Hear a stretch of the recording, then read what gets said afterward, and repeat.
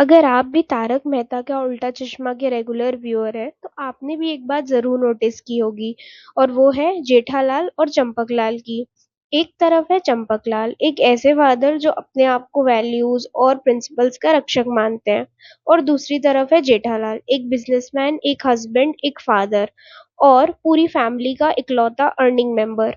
लेकिन इतनी रिस्पॉन्सिबिलिटीज के बाद भी जेठालाल को कभी देखकर लगता है कि घर में उसकी कोई अथॉरिटी है, या फिर वो आज भी वही छोटा सा जेठिया है जिसको हर बात पे डांट पड़ती रहती है। जितना मैंने तारक मेहता देखा है उतना मुझे लगता है कि चंपकलाल का सबसे बड़ा इशू उनका गुस्सा नहीं है। उनका सबसे बड़ा इशू है कि वो जेठालाल को बड़ा हुआ मानना ही नहीं चाहते। और आज हम इसी चीज पे डिस्कस करेंगे। इस बात का एक अच्छा एग्जाम्पल देखने को मिलता है अराउंड एपिसोड 1143 में, जब राव जी काका भजाऊ जाने की बात करते हैं और चंपकलाल का तुरंत गाँव जाने का मन बन जाता है। अब प्लानिंग का प्रेशर किस पे आता है? जेठालाल पे। तो वो सारी टिकट्स अरेंज करता है, बिजनेस का शेड्यूल मैनेज करता है, मतलब पूरी रिस्पॉन्सिबिलिटी लेता है। बट जब प्लान में कुछ चेंजेस आ जाते हैं तो जेठालाल की मेहनत से ज्यादा उसकी कमियां डिस्कस होती हैं। सोचिए, अगर आप किसी के लिए इतनी मेहनत करो और एंड में अप्रिसिएशन की जगह लेक्चर मिले तो कैसा लगेगा? यही जेठालाल के साथ बार बार होता है। इसका हमें एक और एग्जाम्पल देखने मिलता है जब जे अय्यर का प्रमोशन होता है। तो नेचुरली अय्यर अपने प्रमोशन की पार्टी थ्रो करता है और वो जानबूझ के अपना प्रमोशन लेटर जेठालाल से पढ़वाता है, क्योंकि वो इंग्लिश में होता है और वो जानता है कि जेठालाल इंग्लिश में कंफर्टेबल नहीं है। तो उससे रीड करवाता है और जेठालाल पढ़ता है उसको। तो सब लोग उसका मजाक उड़ाते हैं एंड वो एम्बेरस फील करता है इस चीज पे। तो जेठालाल को बहुत गुस्सा आता है इस चीज पे, तो वो क्या करता है, अय्यर से बदला लेने के लिए उसको एक प्रैंक कॉल करता है कि उसका प्रमोशन कैंसिल हो गया है। पर जब ये बात सामने आती है कि कॉल जेठालाल ने किया था, तो बापूजी उल्टा जेठालाल पे ही भड़क जाते हैं, उसे ही डांटने लगते हैं। पर वो इस पूरे इंसिडेंट में ये नहीं सोचते कि जेठालाल को इतना बुरा क्यों लगा। हर इंसान का एक वीक पॉइंट होता है और जेठालाल का वीक पॉइंट उसकी इंग्लिश है। और जब किसी इंसान की वीकनेस को पब्लिक में टारगेट किया जाता है तो उसका बुरा लगना और एक नेचुरल सा रिएक्शन आना नॉर्मल है। लेकिन शो में हमेशा की तरह फोकस जेठालाल के रिएक्शन पर चला गया, उसकी फीलिंग्स पर नहीं। और यही पैटर्न हम बार बार देखते हैं कि जब भी जेठालाल रिएक्ट करता है तो लोग उससे गुस्सा हो जाते हैं और उसे जज करने लगते हैं, लेकिन उस गुस्से के पीछे के रीजन को इग्नोर कर देते हैं। और सबसे ज्यादा दुख की बात यह है कि कभी कभी बापूजी भी कर देते हैं। एक फादर होने के नाते उनकी सबसे पहले ये सोचना चाहिए था कि जेठा तूने इतना मतलब प्रैंक क्यों किया, तुझे ये गुस्सा क्यों आया। लेकिन उसकी जगह लेक्चर स्टार्ट हो जाता है। और शायद इसी वजह से व्यूअर्स को भी लगता है कि बापूजी हमेशा जेठालाल की गलती ही देखते हैं, लेकिन जेठालाल की साइड समझने की कोशिश उनने कभी नहीं की। तो हम एक और इंटरेस्टिंग स्टोरी लाइन की बात करते हैं जो कि बहुत इमोशनल भी थी और एक अच्छी स्टोरी लाइन थी, जिसमें क्या होता है कि जो चंपकलाल है वो डिसाइड करते हैं कि उनकी जो फैमिली है वो रात में साथ में बैठ के एक साथ डिनर करेंगे। तो उसके लिए सब एक्साइटेड हो जाते हैं एंड उसकी पूरी तैयारियां वगैरह चलती हैं। बट लास्ट मोमेंट पे जेठालाल नहीं आ पाते बिकॉज उनको कोई बिजनेस कमिटमेंट आ जाती है जो कि वो मिस नहीं कर सकता। तो इसमें क्या होता है कि जब बापूजी जेठालाल को कंपाउंड में देखते हैं तो वो उस पर भड़क जाते हैं और जेठालाल को एम्बैरेसमेंट फील होता है क्योंकि सबके सामने उसकी बेइज्जती कर देते हैं। तो जब जेठालाल ऊपर आता है तो ये शायद तारक मेहता का पहला एपिसोड था जिसमें जेठालाल अपने लिए स्टैंड लेता है और बापूजी से कहता है कि आपको मुझे सबके सामने नहीं डांटना चाहिए था, आपको मेरा भी समझना चाहिए था, मैं कोई मजे करने तो गया नहीं था। एंड उसके बाद चंपकलाल गुस्सा होके उससे बात करना बंद कर देते हैं, जिसके बाद जेठालाल बहुत उनको मनाने के लिए तरीके ढूंढता है, भजन वगैरह रखवाता है घर में, पर उसमें भी कुछ इश्यूज हो जाते हैं।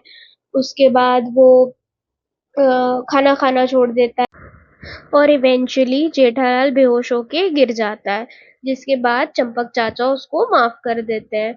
अब यहाँ पे चंपकलाल गलत थे।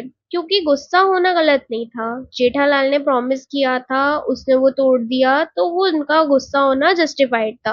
पर चंपकलाल ने एक भी बार ये जानने की कोशिश नहीं की कि आखिर जेठालाल लेट हुआ क्यों। उन्होंने सिर्फ रिजल्ट देखा, रीजन नहीं। जेठालाल डिनर पे नहीं आया, पर ये नहीं देखा कि क्यों नहीं आया। उन्होंने ये नहीं देखा कि जेठालाल पूरे घर का इकलौता अर्निंग मेंबर है। वो कोई मजे तो कर नहीं रहा था, अपने दोस्तों के साथ थोड़ी घूम रहा था, काम कर रहा था। उस काम से जिससे पूरा परिवार का खर्चा चलता है, और उन्होंने उसे ही विलन बना दिया सबके सामने। अब सोचिए, अगर आपका बेटा पूरे दिन मेहनत करके, क्लाइंट्स हैंडल करके, बिजनेस संभाल के आए और किसी अनअवॉइडेबल सिचुएशन की वजह से लेट हो जाए, तो एक फादर का पहला रिएक्शन क्या होना चाहिए कि लेट क्यों आया, या सब ठीक तो है। लेकिन बापूजी ने सीधा जजमेंट पर सुना दिया, और मुझे लगता है कि ये पैटर्न हमने शो में बार बार देखा है। जेठालाल की सिचुएशन समझने से पहले उसकी क्लास लगा देते हैं, और इसी वजह से ऑडियंस को बार बार लगता है कि बापूजी जेठालाल की गलती तो देखते ही नहीं है। अब बात करते हैं एक और स्टोरी लाइन की, जो काफी लोगों ने देखी होगी, पर जिन्होंने नहीं देखी है उनके लिए सफारी सूट वाली। तो उसमें क्या होता है कि दया चाहती है कि जेठालाल अपना पुराना वाला सफारी सूट पहने।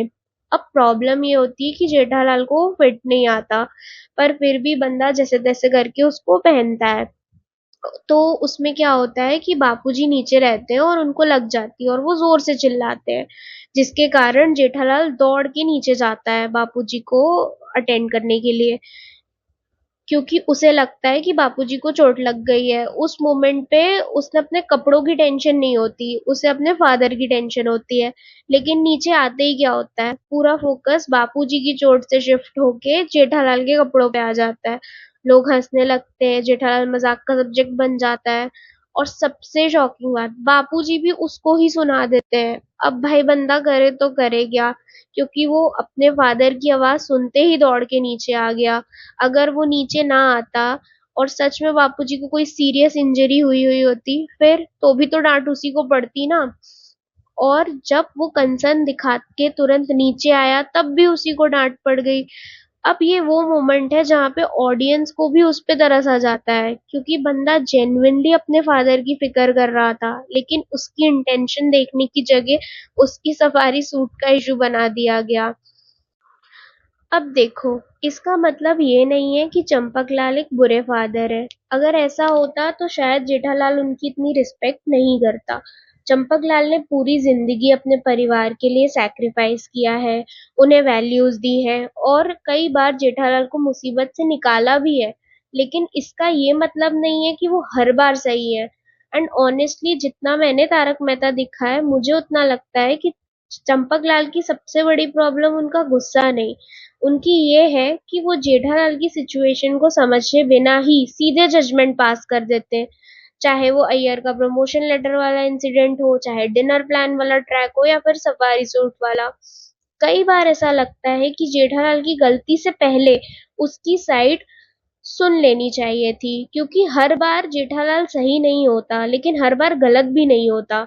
और शायद इसी वजह से ऑडियंस कई बार उससे सिंपैथाइज करती है, क्योंकि उसकी लाइफ में प्रॉब्लम की कमी नहीं है। एक तरफ सुंदर, एक तरफ टप्पू सेना, और एक तरफ बिजनेस का प्रेशर, और ऊपर से बापूजी का डेली, मतलब बंदा सरवाइव कैसे करे। ये मेरा पर्सपेक्टिव था। आप लोग कमेंट्स में ज़रूर बताइएगा कि आपको क्या लगता है। कुछ सिचुएशंस में चंपकलाल थोड़े सेल्फिश हो जाते हैं, और सबसे इम्पोर्टेंट, तारक मेहता में बहुत सारी ऐसी स्टोरी लाइन्स हैं, और ऑनेस्टली उन सबको एक ही वीडियो में कवर करना ऑलमोस्ट इम्पॉसिबल है। तो कमेंट्स में ज़रूर बताना कि ऐसी कौन सी स्टोरी लाइन या इंसिडेंट है जो आपको लगता है जहाँ चंपकलाल ने जेठालाल की साइड नहीं ली, या फिर जहाँ आपको लगता है कि बापूजी थोड़े सेल्फिश, स्टबर्न या अनफेयर हो गए थे। हो सकता है उस पर नेक्स्ट डिटेल्ड एनालिसिस वीडियो बन जाए।